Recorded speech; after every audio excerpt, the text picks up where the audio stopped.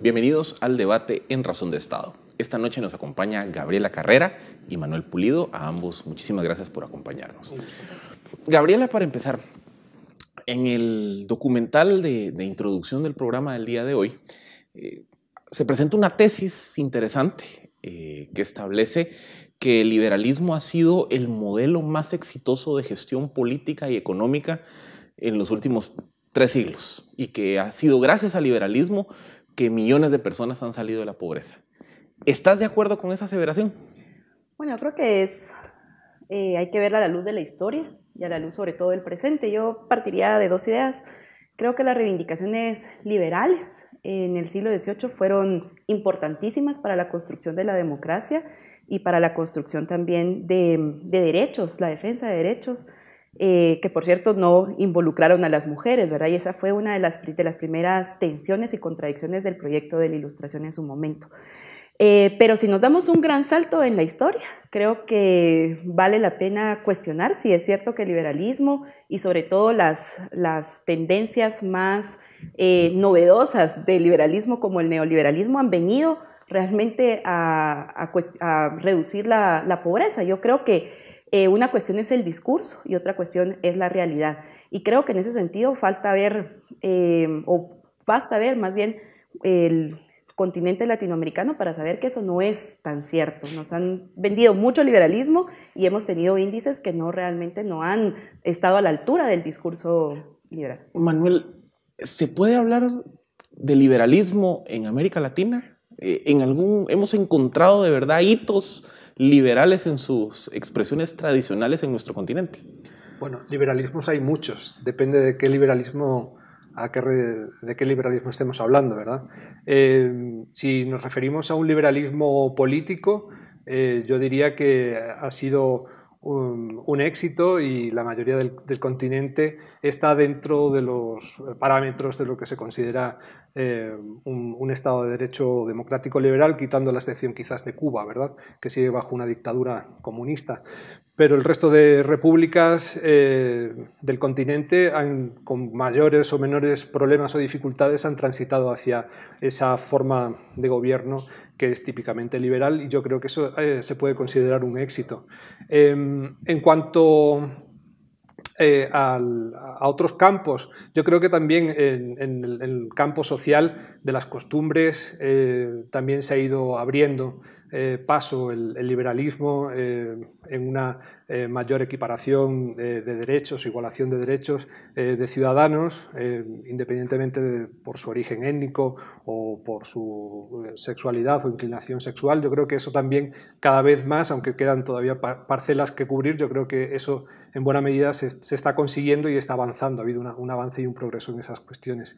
Y en cuanto al plano económico, pues bueno, todos los planes de liberalización de los 90 se centraron mucho en la economía y no en otras facetas del liberalismo, y quedaron un poco cojas. Digamos que sirvieron, por ejemplo, muchas liberalizaciones fueron realmente solamente unas privatizaciones, ¿verdad?, que pasaron del monopolio estatal a un oligopolio privado, pero no se produjo una verdadera liberalización. Entonces, desde la izquierda se le critica, esto se critica como un fracaso, aunque si lo vemos en una perspectiva amplia sí es un avance, porque pasamos de una situación objetivamente peor, que es el monopolio estatal, a una relativamente mejor, aunque no satisfactoria, que es el oligopolio, ¿verdad? Gabriela, de tu respuesta anterior, pues detecto pues que no estás muy convencida con las nuevas versiones del liberalismo, concretamente el neoliberalismo. ¿Qué es lo que concretamente a ti no te convence, o lo que a la luz del análisis histórico ves que el neoliberalismo le quedó debiendo a la sociedad latinoamericana? Yo creo que es precisamente donde Manuel pone como el dedo en la llaga en Latinoamérica, y es el hecho que no hay que negar que muchas de las reivindicaciones liberales han sido reivindicaciones que han ido de la mano con las democracias, sobre todo en Latinoamérica. Pero definitivamente hay una brecha que no se cierra entre las propuestas y las demandas que parten del liberalismo más social, y ahí tenemos demandas muy interesantes como las de la libertad de expresión, la libertad en sí misma, y cuando vos vas al plano de lo económico, eso simplemente se rompe el vínculo entre las demandas sociales y las demandas económicas. Y ahí pareciera que los actores que reivindican cada uno de los espacios son muy diferentes. Yo creo que precisamente es en el plano de lo económico donde el liberalismo en Latinoamérica falta mucho por deber en los términos sociales. ¿Ha sido excluyente? Fijo. Yo creo que ha sido una situación en donde se ha acaparado el discurso liberal y neoliberal por las élites y han venido a recuperar un Estado, a no dejarlo, a blindarlo siempre, intentando defender sus intereses y lo que sacan de raja del Estado. Manuel, ¿por qué el liberalismo se asocia a una defensa de statu quo entonces? ¿Por qué?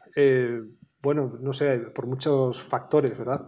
Pero esencialmente porque el capital que requiere la inversión de cualquier empresa, negocio, está asociado a las élites que poseen y manejan este capital. Pero yo diría, yo no estoy de acuerdo con lo que ha dicho aquí la compañera, porque si observamos, vemos que los países que han tenido un desarrollo capitalista, la clase media ha aumentado. Vemos México o Brasil, o podemos poner el ejemplo de Chile también, Costa Rica, Colombia incluso, después de que superó el problema del conflicto armado, han sido sociedades que han crecido y entonces han disminuido la pobreza. Yo creo que en términos absolutos Latinoamérica está mucho mejor gracias precisamente a la globalización y a la apertura comercial.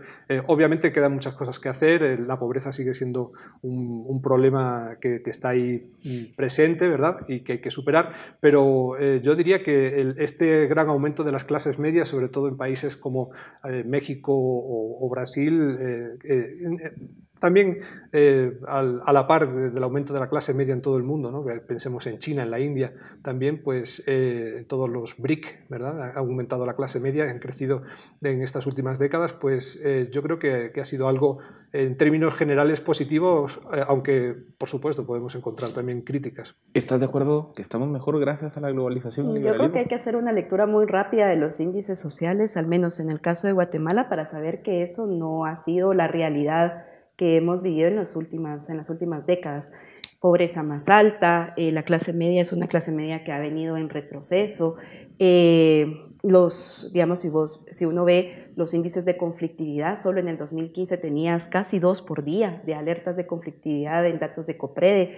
Y yo creo que ahí es bien importante recurrir a una nueva relectura del liberalismo y el discurso que se ha venido a implantar en Guatemala. Esa apertura comercial a la que hemos estado, digamos, de alguna manera sensibles a realizarla desde los 90 y con 1996 como la fecha de inflexión en donde tenemos un nuevo Estado, donde vendemos las grandes empresas, donde privatizamos muchísimos servicios, nos ha dado un resultado de detrimento en lo social. Yo creería que en Guatemala precisamente la defensa de valores como la propiedad privada, por ejemplo, ha sido uno de los argumentos que más conflictividad ha generado. Y eso no viéndolo desde la ciudad, donde vos puedes ver una ciudad moderna, sino viéndolo desde los territorios. Manuel, una de las críticas que se le hace al liberalismo es que en algunas ocasiones es muy difícil compatibilizar los valores del liberalismo con, por ejemplo, cosmovisiones de pueblos indígenas o con los intereses de minorías que históricamente han estado, digamos, excluidas de oportunidades económicas, de desarrollo, de participación.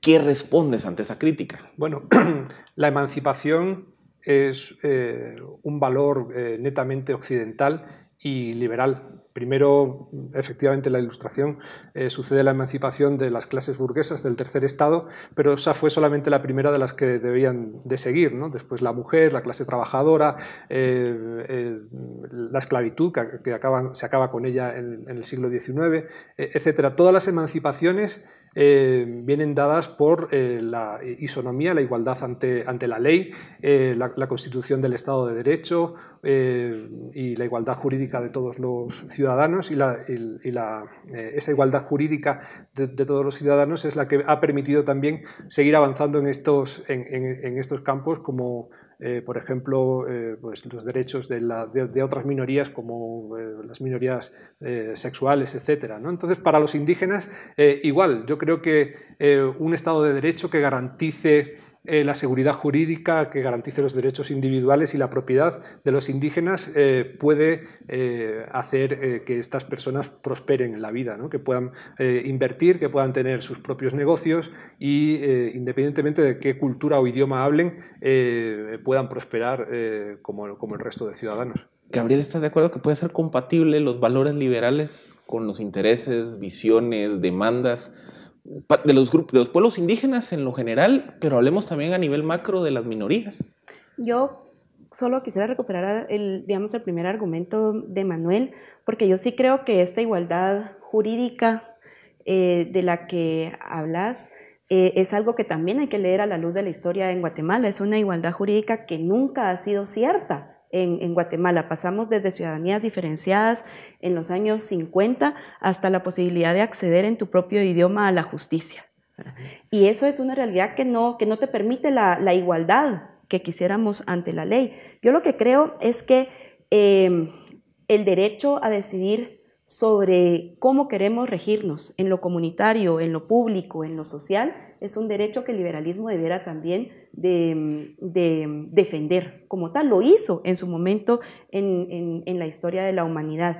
Y hoy por hoy, el hecho de querer universalizar valores que son propios al liberalismo, digamos, creo que es una contradicción en sí misma para el liberalismo, si lo leemos de la manera, digamos, histórica. Yo lo que creería es que hay distintas formas de ser democracia y hay distintos elementos de entenderlas y hay distintas formas de regirse desde lo político que no pelean con los valores del liberalismo.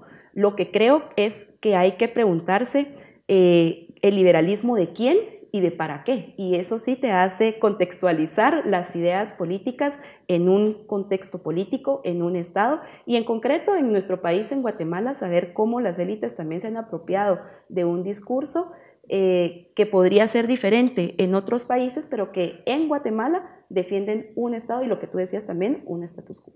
Manuel, ¿qué respondes al argumento de Gabriela? ¿Ves que el liberalismo no ha sabido incorporar, digamos, estas nuevas demandas? Bueno, también hay que responsabilizar a aquellos que piden las demandas, ¿no? Que eventualmente tendrían que pedir esas demandas. Entonces, bueno, yo vengo de España y en España eso no es ningún problema. Hay minorías lingüísticas y todas tienen acceso a la administración pública en su propia lengua, y de hecho ahora el problema que estamos teniendo en España es justo el contrario, ¿no? Que si uno habla español, solo español en algunas regiones de España, no tiene un acceso fácil a los servicios de la administración. Entonces yo creo que eso no habría ningún problema en no sé, facilitar la educación al menos primaria en las lenguas distintas al español. Creo que eso es una demanda perfectamente liberal y compatible con un Estado de Derecho y un sistema capitalista de ciudadanos propietarios, ¿verdad? No hay ninguna incompatibilidad en reconocer esos derechos con el funcionamiento normal de un Estado democrático y capitalista, ¿verdad? Yo creo que ahí, las dos visiones que se encuentran precisamente es la de sistemas políticos diferentes y concepciones de la economía y de la gestión de lo público que son diferenciadas. Y ahí sí es donde encontramos la tensión.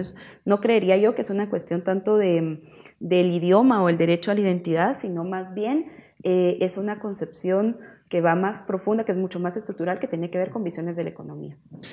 Pues ya lo ven, el debate sobre la implementación de modelos político-económico trasciende más allá de la identificación de valores macro. Al final del día, de lo que depende que un modelo sea exitoso es de su capacidad de adaptarse a las condiciones particulares de un entorno, de una sociedad, de un país. Este fue el debate en Razón de Estado.